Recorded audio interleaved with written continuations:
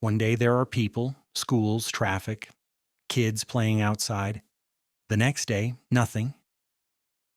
Empty streets, doors left open, food still on tables, shoes still by the door.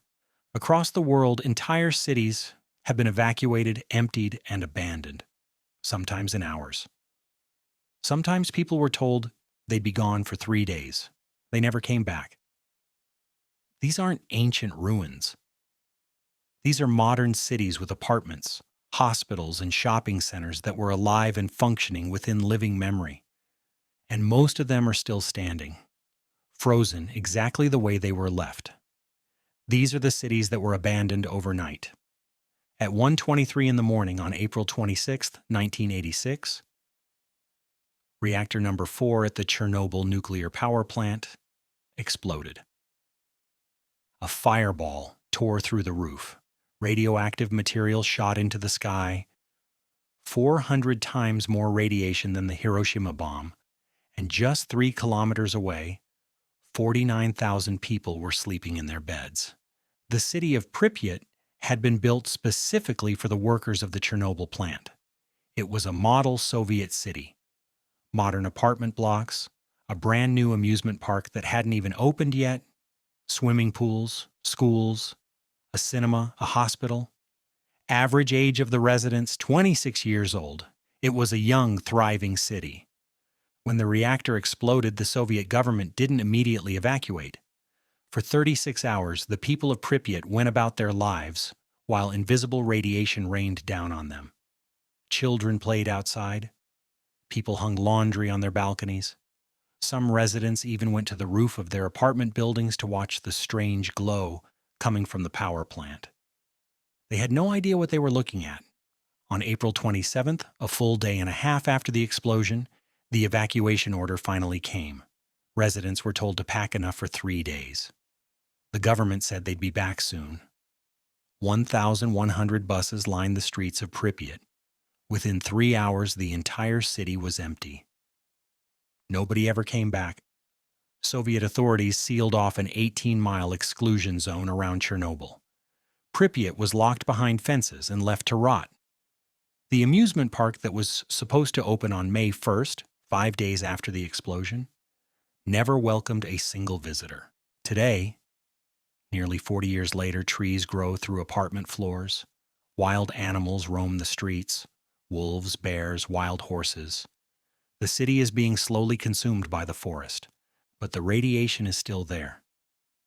And so is everything the residents left behind, thinking they'd be home in 3 days. Pripyat was destroyed by something invisible. The next city on this list was destroyed by something you could see coming from miles away and couldn't do a thing to stop. In the early 1970s, Varosha was one of the most glamorous beach destinations on Earth. A district of Famagusta on the eastern coast of Cyprus, Varosha was packed with luxury high-rise hotels, nightclubs, restaurants, and pristine Mediterranean beaches. Elizabeth Taylor vacationed there. Brigitte Bardot sunbathed on its shores.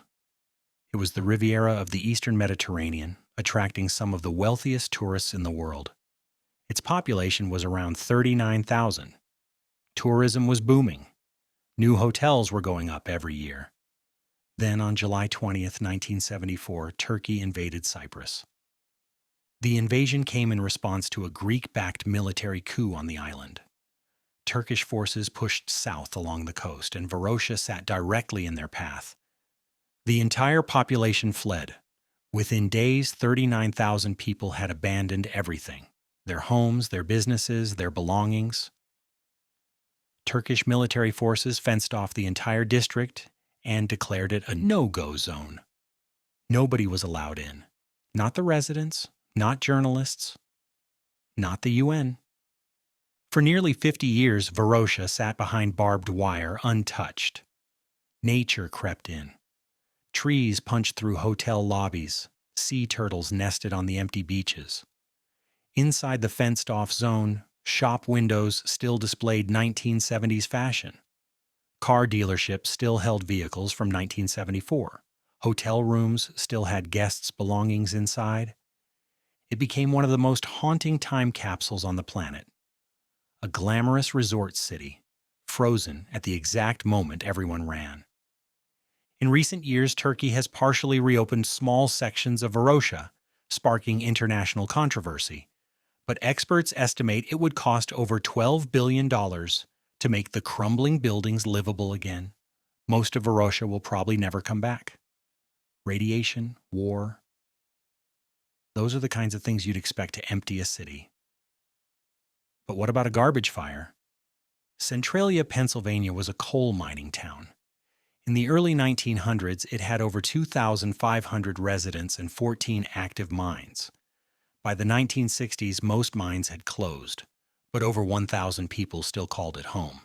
In May 1962, the town council decided to clean up the local landfill, an old strip mine pit, being used as a garbage dump, before the annual Memorial Day celebration. Their method? Set it on fire. The surface fire was put out, but what nobody realized was that the flames had found an unsealed opening into the abandoned coal mines beneath the town. The fire slipped underground and ignited the coal seams. And it never stopped. For years, the fire crept through the labyrinth of old mine tunnels beneath Centralia. Residents started noticing strange things. The ground was warm. Gardens grew unusually well. In winter, the snow melted off the sidewalks by itself. A foul sulfur smell hung in the air. But it wasn't until the 1980s that the real horror set in. Carbon monoxide, an odorless, invisible poison, started seeping into people's homes through the ground. Residents were passing out. Trees were dying. The ground temperature in some spots reached over 900 degrees Fahrenheit. Then on Valentine's Day, 1981, 12-year-old Todd Domboski was playing in his backyard when the ground suddenly opened up beneath his feet. A sinkhole, 150 feet deep, filled with lethal carbon monoxide, swallowed the earth right under him.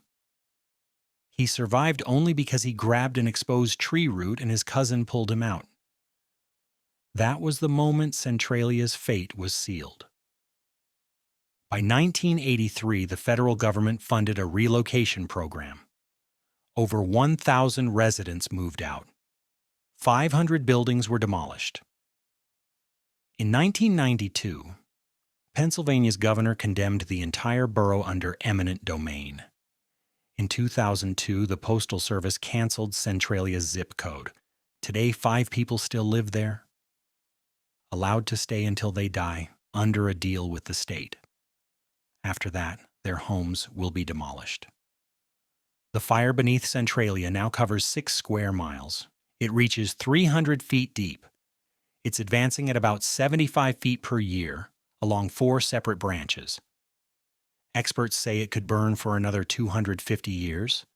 The town that accidentally set itself on fire and could never put it out. Centralia's population drained slowly over 2 decades, but sometimes an entire city empties in a matter of months. And sometimes that city is one of the most crowded places that has ever existed. Off the coast of Nagasaki, Japan, sits a tiny island that looks like a warship. It's called Hashima, but most people know it as Battleship Island. At its peak in 1959, Hashima was the most densely populated place on Earth. Over 5,200 people were crammed onto a rock less than 16 acres in size. That's a population density of roughly 216,000 people per square mile, more than 10 times denser than modern-day Manhattan. The reason anyone lived there at all was coal. Mitsubishi bought the island in 1890 and built an underwater coal mine. Over the next several decades, they constructed an entire city on the rock. Apartment buildings up to 9 stories tall, a school, a hospital, a cinema, shops, restaurants, a swimming pool, even a rooftop garden. Workers and their families lived in concrete apartment blocks that rose like a fortress from the sea. The buildings were so tightly packed that residents could walk across the entire island without ever touching the ground, moving through a network of corridors, staircases, and rooftop pathways. But the island also had a dark side. During World War II, the Japanese government forced Korean laborers and Chinese prisoners of war to work in Hashima's mines under brutal conditions. Many died from exhaustion, malnutrition, and unsafe working conditions. After the war, life on Hashima continued. But by the 1960s, petroleum was replacing coal as Japan's primary energy source. The mine became less and less profitable. In January 1974, Mitsubishi closed the mine, and within months the entire island was evacuated. The residents packed what they could carry and left by boat. Everything else stayed behind: televisions, furniture, kitchen appliances, school supplies, all still sitting exactly where they were left. For decades, Hashima was off limits. The salt air and typhoons battered the abandoned concrete towers, accelerating their decay. Staircases collapsed, walls crumbled, the sea slowly reclaimed what humans had built. The island was reopened to tourists in 2009.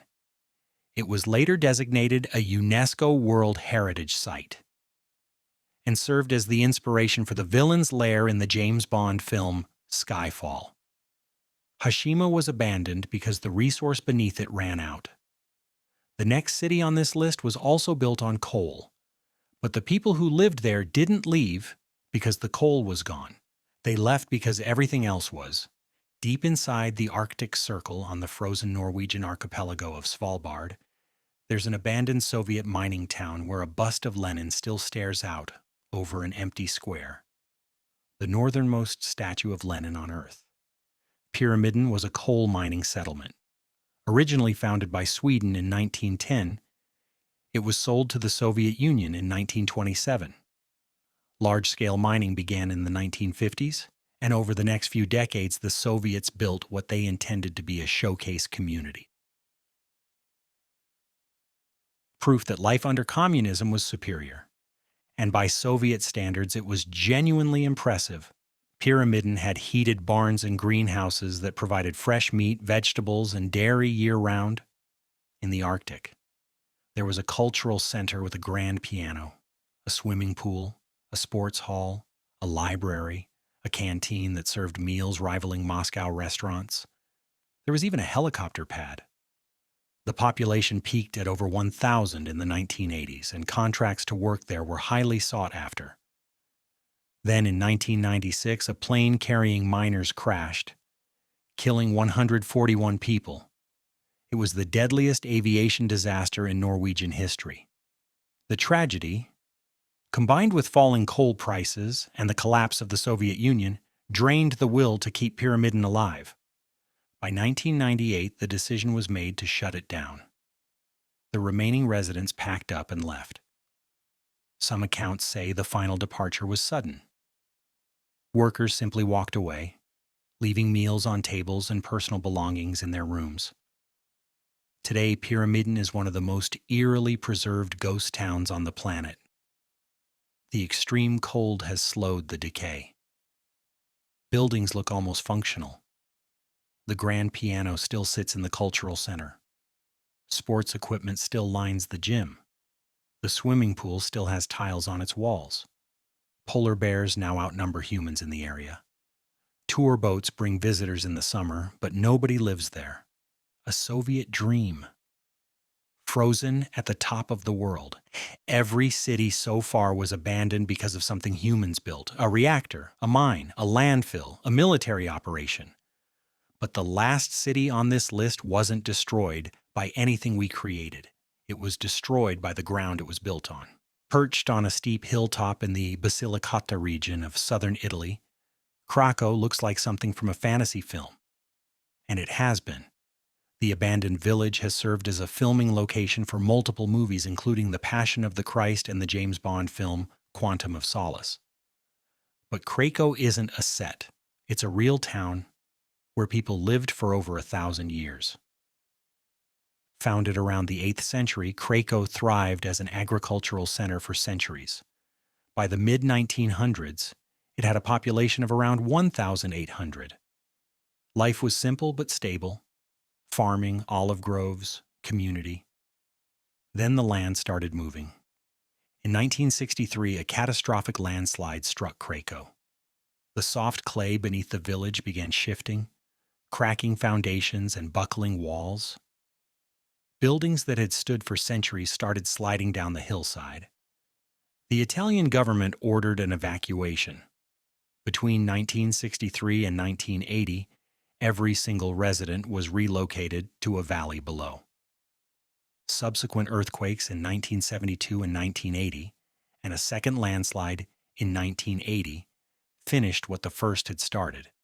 Craco was completely abandoned and declared too unstable for habitation. Today, the village stands exactly as it was left, a skeleton of stone clinging to a cliff top, slowly crumbling into the valley below. Guided tours are offered, but visitors must wear hard hats and sign waivers. The land that supported Craco for a millennium finally decided to take it back. 6 cities. 6 different reasons. Nuclear disaster, war, underground fire, economic collapse, Soviet abandonment, geological destruction, but the thing they all share is the same haunting detail. People left thinking they'd come back. The residents of Pripyat packed for 3 days. The tourists in Varosha left towels on the beach. The miners on Hashima left their televisions on. The workers in Pyramiden left jackets on their hooks. And none of them ever returned. These cities don't decay the way you'd expect. They don't crumble into dust and disappear. They linger. They hold the shape of the lives that used to fill them. They wait, as if the people might walk back through the door at any moment.